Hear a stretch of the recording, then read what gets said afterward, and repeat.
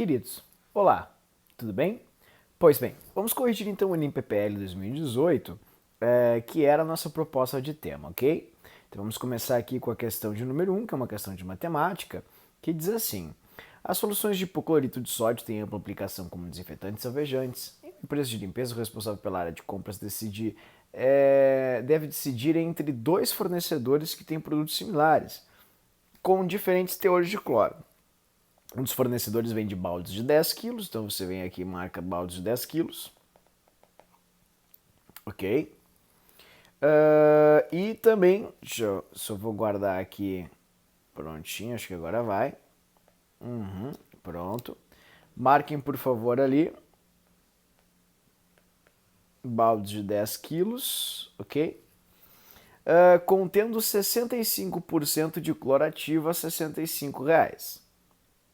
Tá? R$ 1 por porcentagem, assim, digamos assim. Ok? E R$ 20 para as bombonas com 50 quilos contendo 10% de clorativo. Então, você tem aqui duas regras de três compostas que você deve fazer com bastante facilidade. E eles dizem assim: considerar apenas o quesito preço por quilo de clorativo. Para cada bombona de 50 quilos, qual é a economia que você vai ter? Então, é uma questão bem fácil. Você vai fazer assim, ó. Se comecemos assim, o balde tem 10 quilos e você tem 65% de clorativo a R$ 60, 65, você vai ter então de clorativo, né, 6,5 quilos de clorativo custando R$ 65. Como ele quer saber por quilo de clorativo, cada quilo de clorativo vai dar X. Seu X vai ser igual a 10 quilos de clorativo. R$ 10. R$ 10. Então você tem R$ 10 por quilo. Já na bombona, esta tem 50 quilos de clorativo, você tem 10%. E o preço, R$ 20. Significa que 10% de 50 quilos vai te dar 5 quilos. Se 50 quilos correspondem a 100%, 10% de clorativo vai dar X.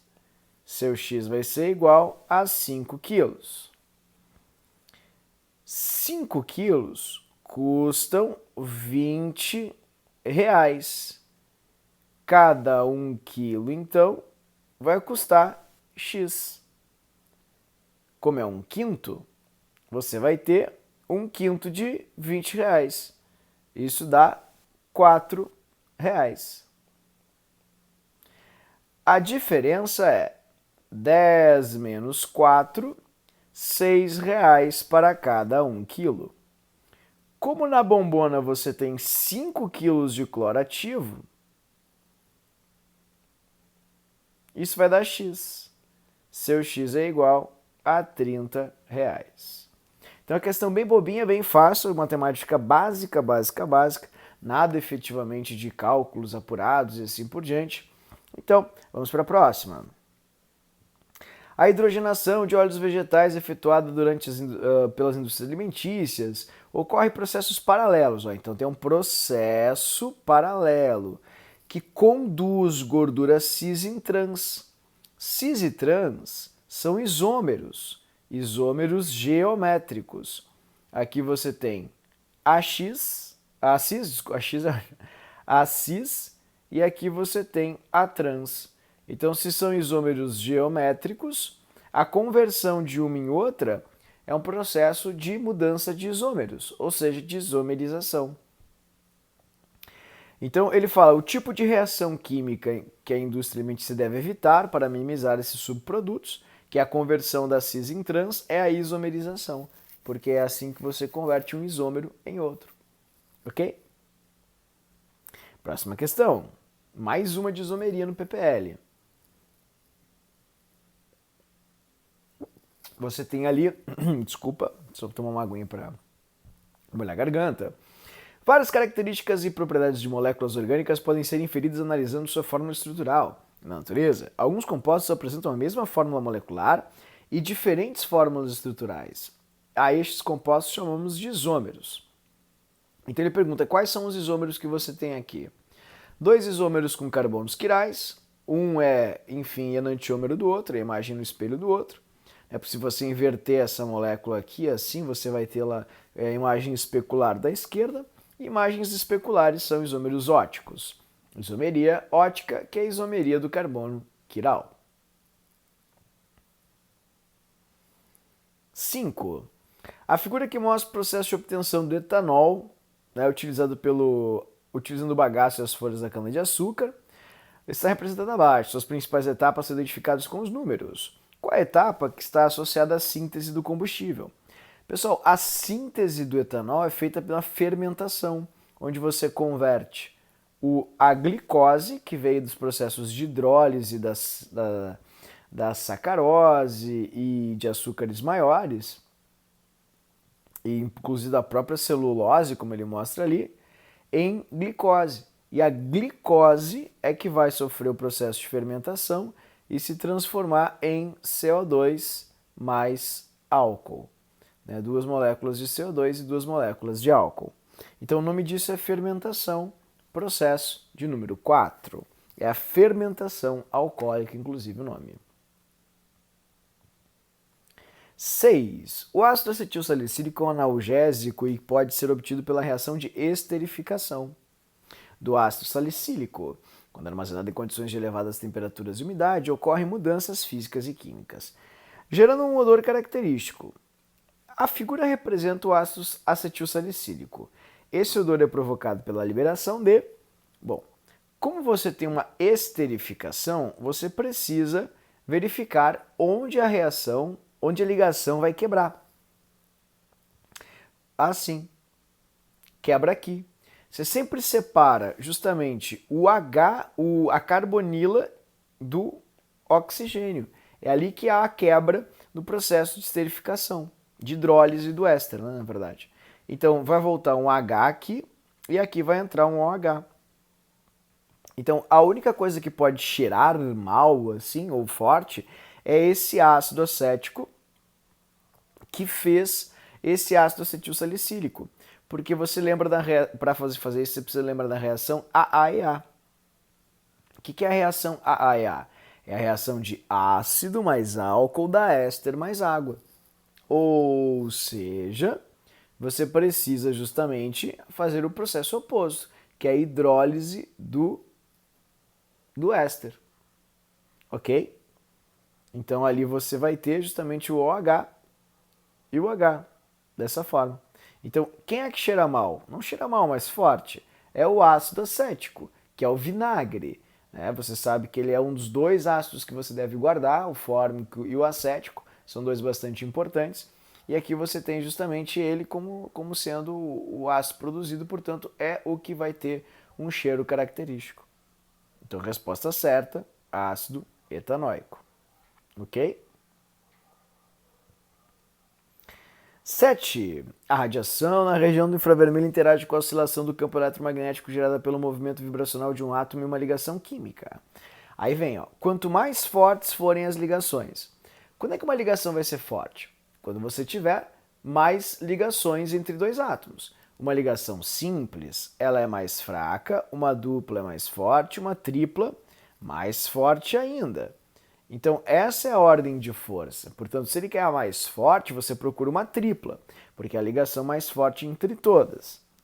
E mais leves os átomos envolvidos, maior será a energia e, portanto, maior a frequência da radiação associada à vibração da ligação química.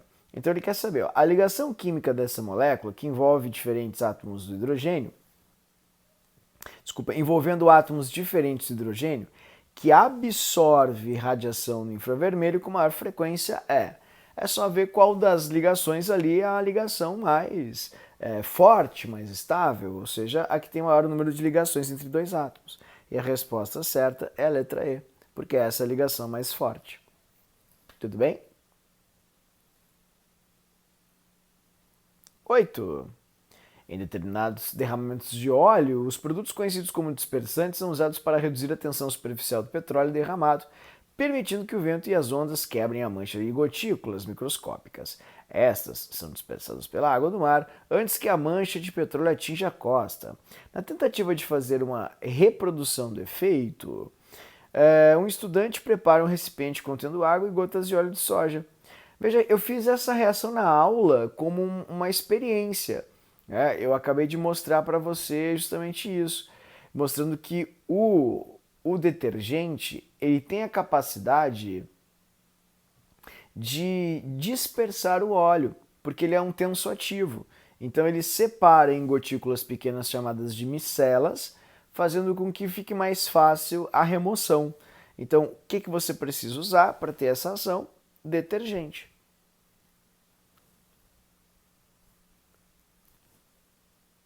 Ok. 9. Objetos de prata sofrem escurecimento devido à sua reação com enxofre. Esses materiais recuperam seu brilho característico quando envoltos em papel alumínio, mergulhados em um recipiente contendo água quente e sal de cozinha.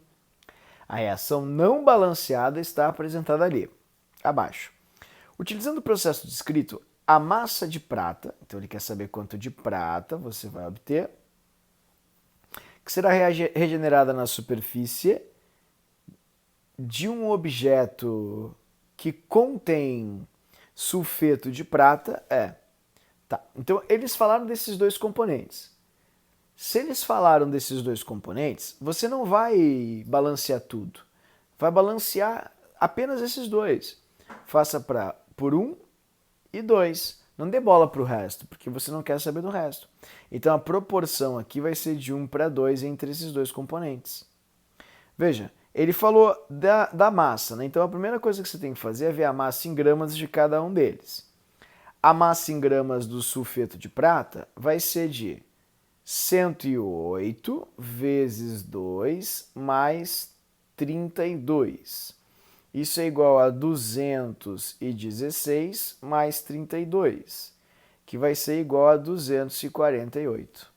Então, 248 gramas estão para 216 gramas, que é 108 vezes 2, porque são 2 mols. Como você tem 2,48 gramas desse componente, que é um centésimo, você vai fazer x de prata, que é um centésimo. 2,16. Questão bem bobinha, bem facinha, super simples. Resposta certa, letra D. 10. Sobre a diluição de ácido sulfúrico em água, um químico escritor Primo Levi afirma que, está escrito em todos os tratados, é preciso operar às avessas, quer dizer, verter o ácido na água e não o contrário. Senão, aquele líquido oleoso de aspecto inócuo está sujeito a iras furibundas, sabendo-no até os meninos do ginásio. Ou seja, por que isso acontece? Porque a dissolução do ácido sulfúrico em água é uma dissolução exotérmica. Ela libera muito calor. Então, se você tiver um monte de ácido e pingar uma gota de água, essa gota, ao cair, vai evaporar pela dissolução, liberar muito calor. E ao evaporar, ela vai formar vapor, ou seja, gás, ela vai acabar levando consigo gotículas de ácido que saltarão. É como quando você acidentalmente coloca um alimento para fritar. Como tem água no alimento, a água ferve instantaneamente e começa a borbulhar, fazendo com que haja efervescência e às vezes até respingue óleo, né, pelo fogão. Então você tem que fazer o contrário, tem que jogar o ácido na água, para que quando ele esquente, ele dissipe seu calor numa quantidade substancial de água. 11. Pesquisadores envolvidos ou desenvolveram uma nova e mais eficiente rota sintética para produzir a substância tal, empregada para reduzir os níveis de colesterol. Segundo os autores, com base na descoberta, a síntese da substância é realizada com o éster tal. Considere o rendimento global 20%. Na síntese da substância, a partir do éster, a proporção é de 1 para 1. Isso é muito importante. Então, é uma molécula para uma molécula. Considerando o processo descrito, a massa em gramas da substância, obtida com 100 gramas do éster, é mais próxima de. Vamos lá. Bom, eles já deram os valores, isso é muito bom, né? Você vai ter 1 para 1, então 144 gramas deste reagirão com 1.154 gramas deste, isso só e somente se o rendimento for de 100%. Como ele é de 20, 144 gramas produzirão Y desse composto com rendimento de 20%. 20% de 1.154 vai dar 2 vezes 4 dá 8, 2 vezes 5 dá 10, 2 vezes 1 mais 1 dá 3 e dá 2. 230,8 gramas. Então, como ele quer com 100 gramas, isso vai dar, tá aí, valor, que vai ser um valor abaixo, né, de 230, então não pode ser a letra E. Não pode ser a A e nem a B, porque é um valor não chega a 10%, é uma redução de aproximadamente 1/3. E 1/3 de 230 dá em torno aí de uns 80, mais ou menos 70, 80, né? Porque 8 vezes 3 dá 24. Então, se você pegar 230 menos 80 gramas, que é 1/3, vai te dar em torno de 150. Então, mais próximo de 260 gramas. Tudo bem? Resposta certa, letra C. 12. Indústrias de cerâmica utilizam argila para produzir artefatos como tijolos e telhas. Uma amostra de argila contém 45% de massa de sílica. Tá, então ele vai ter a massa da sílica, 45%. Massa de água, 10%. Mais massa de outras coisas, que dá 45%. Se você somar tudo isso, vai dar 100, massa total. Eu sempre gosto de substituir quando tem porcentagem tudo por 100, porque daí você vai ter mais facilidade para resolver as continhas, ok? Então vamos supor que a massa seja de 100 gramas. Você teria 45 gramas de sílica, 10 de água e 45% do resto. Ok? Sílica e água. E o resto?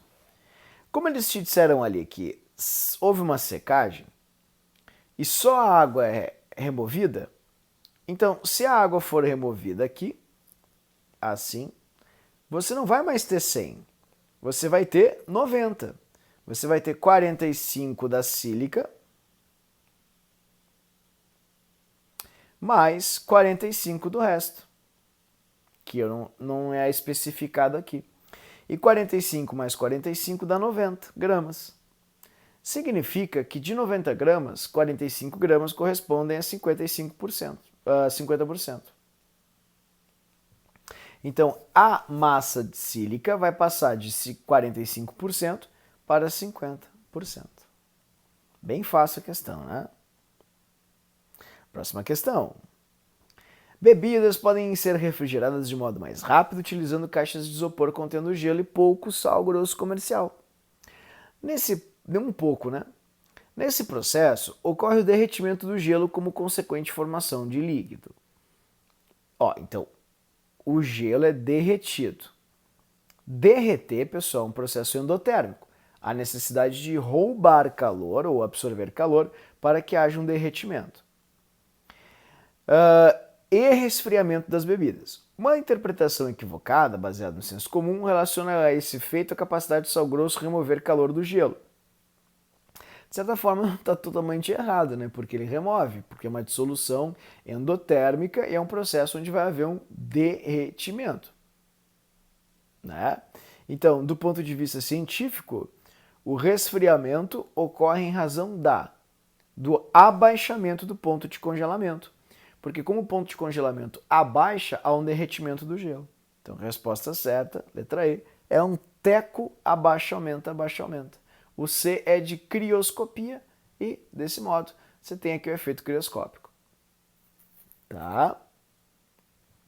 Questão 14. Essa é uma questão bem chata. Você tem uma reação de equilíbrio aqui, faltou a flechinha.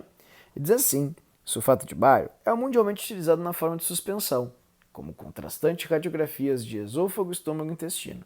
Por se tratar de um sal pouco solúvel, quando em meio aquoso estabelece o seguinte equilíbrio. Sua toxicidade, ou a toxicidade do bário, é desejo ou desejado. Por causa da toxicidade do bário, é desejado que o contrastante não seja absorvido, sendo totalmente eliminado nas fezes. A eventual absorção dos íons de bário, porém, pode levar a reações adversas ainda nas primeiras horas após sua administração, como vômito, cólicas, diarreias, tremores, crises e até mesmo a morte. Então é bem perigoso. Para garantir a segurança do paciente que fizer uso de contraste, deve-se preparar uma suspensão em... Veja, você quer remover o bário mais 2. É isso que você quer. Quando você quer remover o bário mais 2, você precisa deslocar a reação para a esquerda.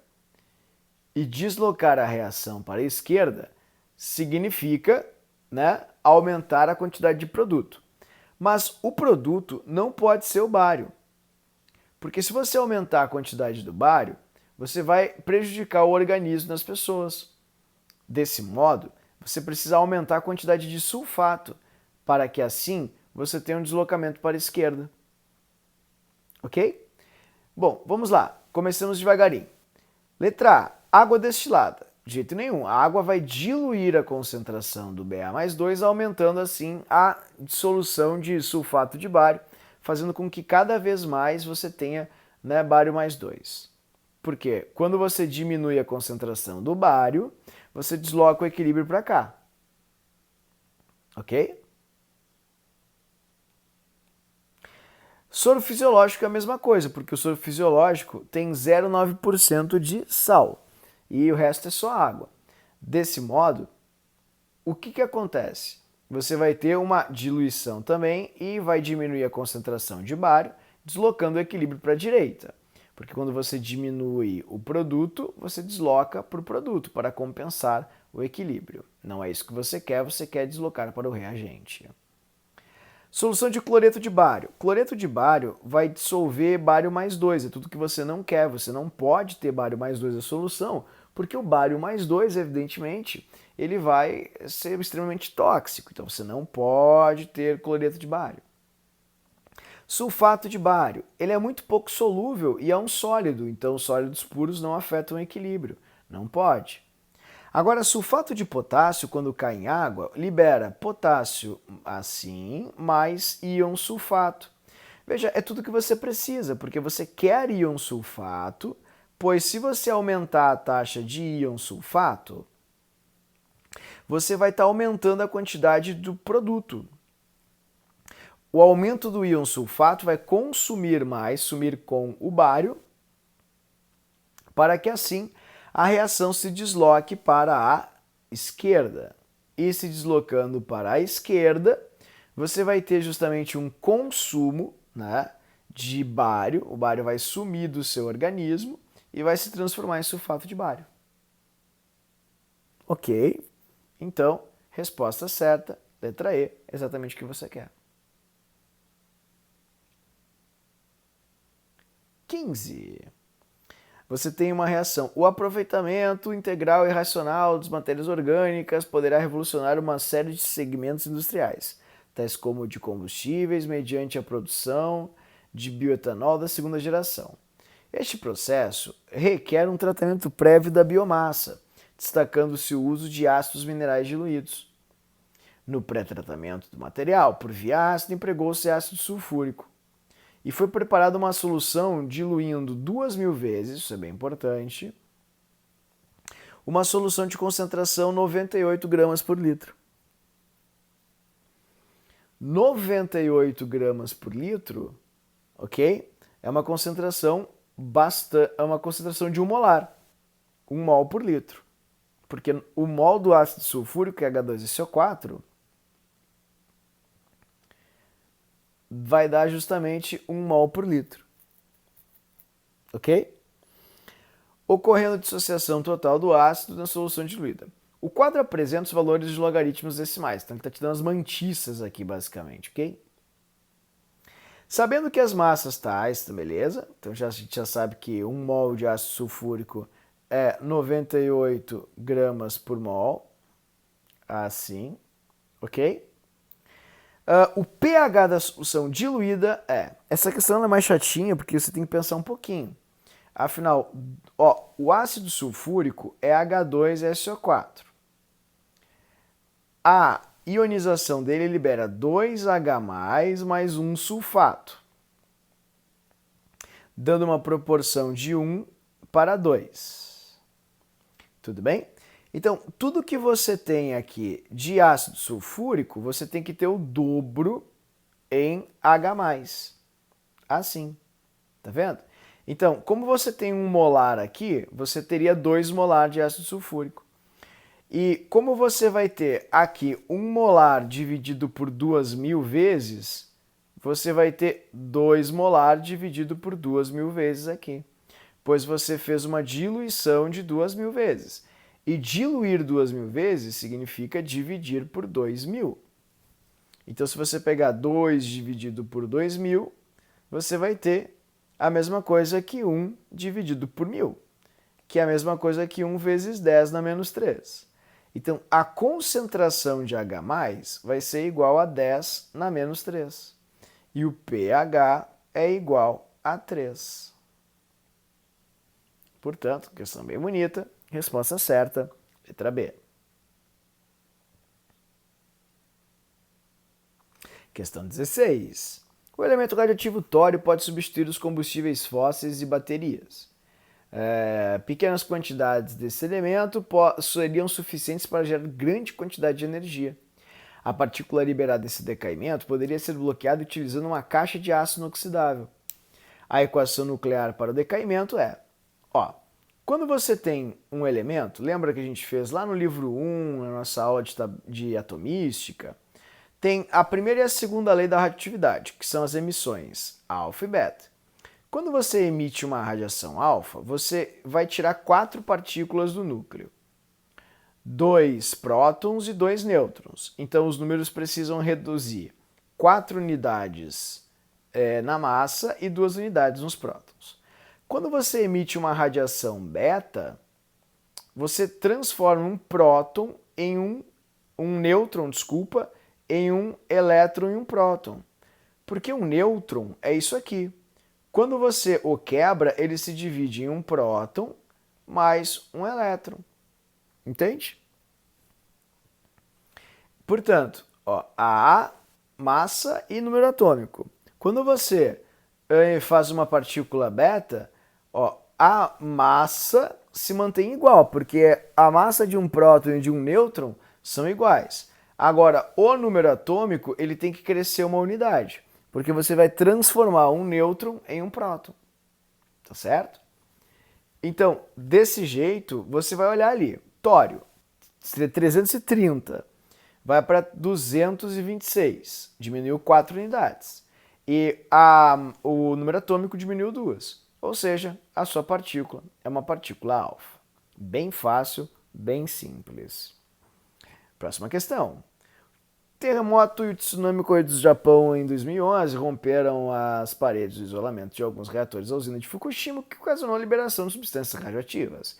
Entre elas está o iodo 131, cuja presença na natureza está limitada por sua meia-vida de 8 dias. Tá, então, uma meia-vida dele é de 8 dias. 8 dias. O tempo estimado para que esse material se desintegre até 1/16 Então vamos lá. Primeira meia-vida fica pela metade. Segunda meia-vida vai ficar a metade da metade. Terceira meia-vida, a metade da metade da metade. Quarta meia-vida, metade da metade da metade da metade. Ou seja, 1/16. Então você teve 8 mais 8 mais 8 mais 8, que é o popular 8 vezes 4. 8 vezes 4, 32. Opa, fechou. Queridos, então essa é a correção em vídeo do Enem PPL 2018. Já amanhã posto 2017 PPL e na aula faremos 2017 normal para você ter uma abordagem bem completa da prova. Eu espero que eu tenha ajudado, um grande abraço para você, até a aula e tchau, tchau!